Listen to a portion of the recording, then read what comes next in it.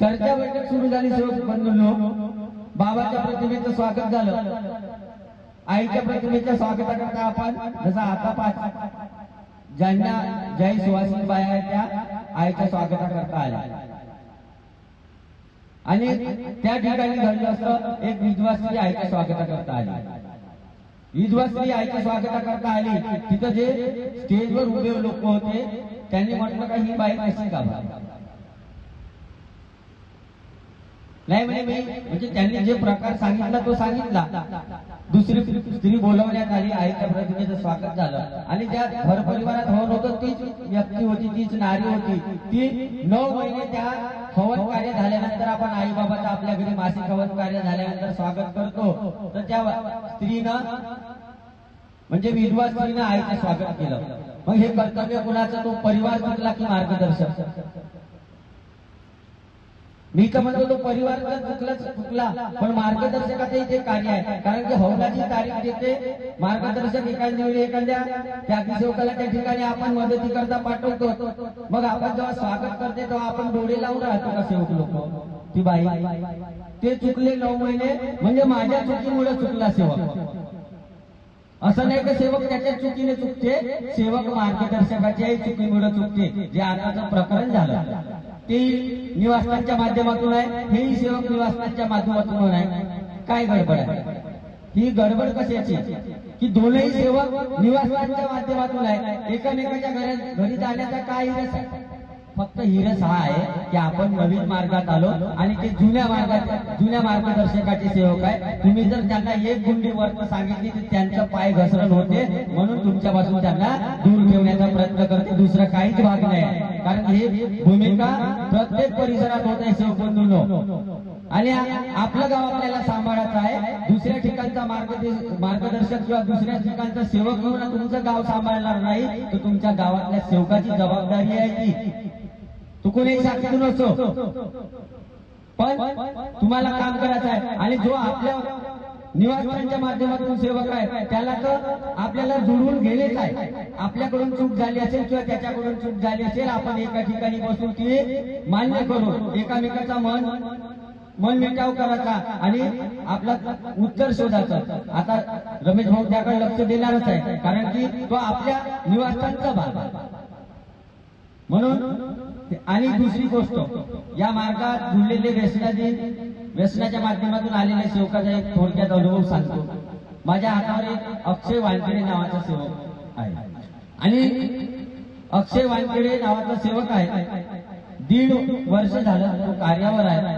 त्याला बाहेर बाहेरचा त्रास होता. 5-5 लोक पकडून राहत होते आणि 5-7 दिवस त्याला घरात कोंडून ठेवलं. त्याच्या घरी फक्त पती आणि त्याची आई होती आणि 3 लोक घरात रोज दार लावून 8-10 दिवस कालावधी गेला.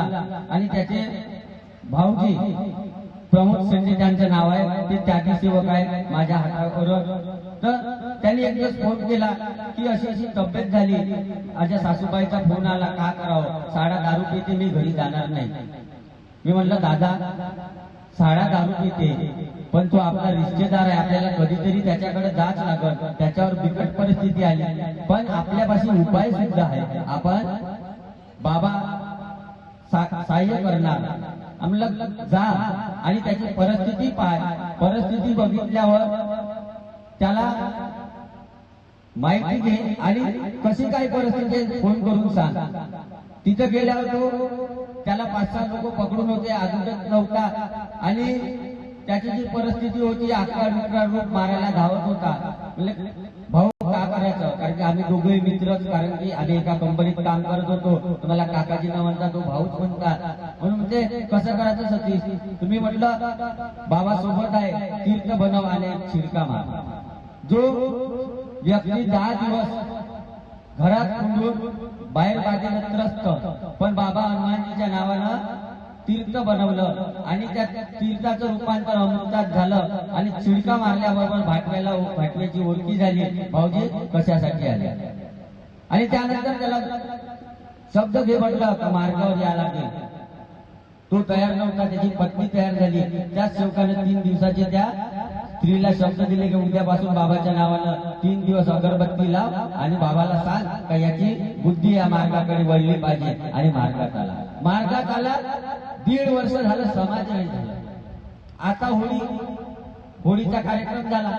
होळीच्या दिवशी त्याचं कॉन्ट्रॅक्टचं काम आहे, घर बांधतो. दुसऱ्या गावाला शेवकाच्याच गावाला काम भेटले, शेवकाकडे मस्त काम भेटत गेलं, पैसे येत राहिले. पण शेवकाला या कार्यक्रमाला चर्चा बैठकीला यायला वेळ नाही आणि कामात वेळ घालतो. महिन्यातून एखादी वेळा तरी गेलं पाहिजे. मार्गदर्शक लोक रिकामेच आहेत, सेवक लोक कामाचे आहे. फक्त मार्गदर्शक लोकांना जावं लागते, कारण की त्यांना काय भेटते त्यांचं त्याला माहिती. पण सेवक लोकांना फुरसत नाही आणि तो सेवक होळीच्या दिवशी आला नाही. होळी मिलन कार्यक्रम होता आणि त्या कार्यक्रमामध्ये आपण पहिले अनेकात खेळत होतो. आपण सेवकामध्ये बसून काहीतरी एन्जॉय करू 4-5 घंटे आणि भगवत कार्याची चर्चा होईल, जेवण खाणं होईल, एका ठिकाणी बसू. तो आला नाही. त्या दिवशी त्याने व्यसन केलं, स्लॅब टाकला, व्यसन केलं, घरी आला.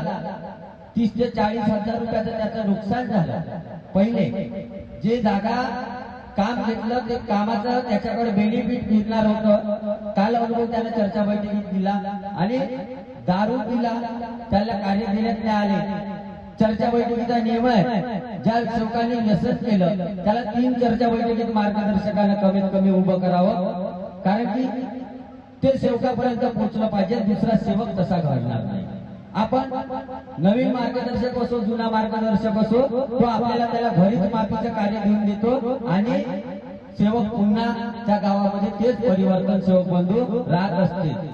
म्हणून तो त्याला माफीचं कार्य दिलं. दादा सांगितलं, आजपर्यंत तुला मी सूट दिली होती की बाहेर गावाला काम घेतलं तर तिथं तुझी पत्नी आई घरी करे आणि तुला तिकडे राहायचं. त्याला मी सक्त वॉर्निंग दिली, आतापासून समोरचे कार्य तू कितीही दूर कामाला गेला तर मला सकाळ आणि संध्याकाळ घरी पाहिजे, तर कार्य देतो, अन्यथा देत नाही. आणि त्याने कार्याला सुरुवात केली. एक पंधरवाडी गेली, दुसरी पंधरवाडी गेली. त्या घराचं काम मोजण्याकरता गेला तो. ज्या घराचे पैसे त्याच्यावर फिरणार होते, बाबाची कृपा पहा, बाबा किती दयावान आहे.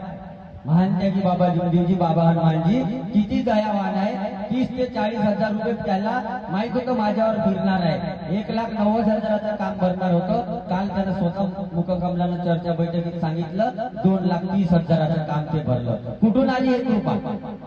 त्याला तर माहित होतं का तिथं तेवढं काम कमी फुटानं भरणार आहे, पण मोजल्यावर तेच काम कसं का वाढलं ते भगवंताला माहित, बाबाचं बाबाला माहित, त्याचं त्याला माहित. पण आपण सेवकांना मार्गात आल्यावर व्यसनाच्या माध्यमातल्या सेवकांना मार्गावर येऊ नये, कारण की जोर जबरदस्तीचा हा मार्ग नाही. बाबांनी नियमावली दिल्याप्रमाणे जाई नर नारीला या मानव धर्माचे 4 तत्व 3 शब्द 5 नियम मान्य असतील त्या नर नारीने या मार्गामध्ये प्रवेश करावा. ज्याला संधी साधूपणा स्वार्थपणा करून जो सेवक या मार्गात जुळला तो मार्गावर आल्यावरही दुःखी राहणार. हे महान त्यागी बाबा जुमदेवजीचे शब्द आहे, माझे नाही. आणि जेव्हा तुम्हाला मार्गदर्शक मंडळी मार्गदर्शन करते, फक्त मुंडी हलवायचे काम. चर्चा बैठकीला येशील का? हो. भगवत कार्य हो. पण चर्चा बैठक पंधरवाडी साप्ताहिक चर्चा बैठक 5, आपली संख्या 0. आज या ठिकाणी बरेचसे सेवक असतील.